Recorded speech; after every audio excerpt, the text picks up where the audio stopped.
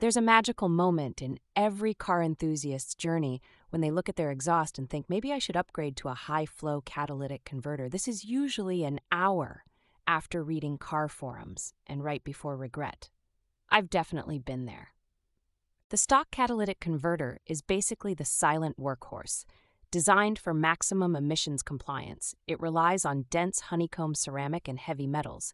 Its whole job is making sure you don't fail emissions and, destroy the planet. High-flow catalytic converters are, in theory, the rebel offspring. They're built for better airflow, meaning less backpressure and potentially more power.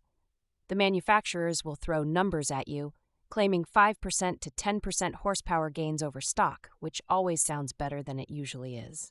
Common pain point: stock cats are restrictive.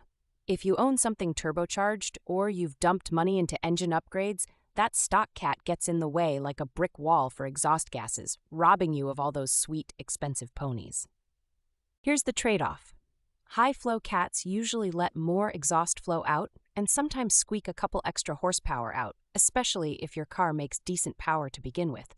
But they're also hit or miss for passing emissions tests, especially anywhere strict, like here in Portland. Step by step, if you're looking at upgrading, first check, do you even legally have to keep the OEM cat?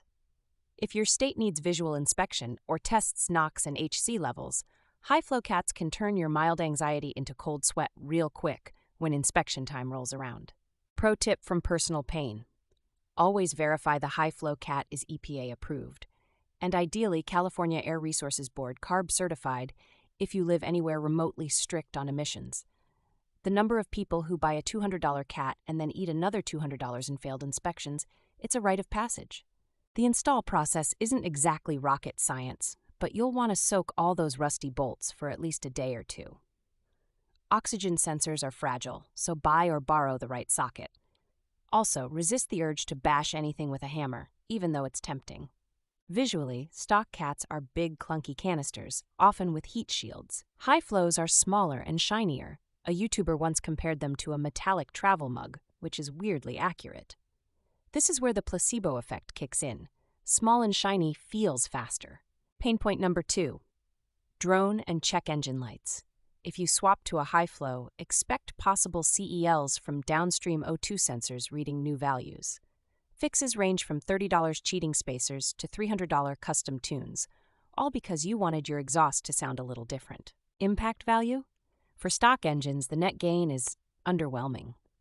On a 180 horsepower car, you might see a 3 to 4 hoper jump, which is about as helpful as a fresh air filter. But if you're pushing boost or chasing lap times, every bit of reduced back pressure is a win. One last thing, they both serve that evil theft magnet purpose. Thieves want stock cats the most, because the precious metals are worth twice as much as the go-fast high-flow ones. So whichever way you go, weld some steel rebar around it, or you might wake up to an exhaust note straight out of Mad Max.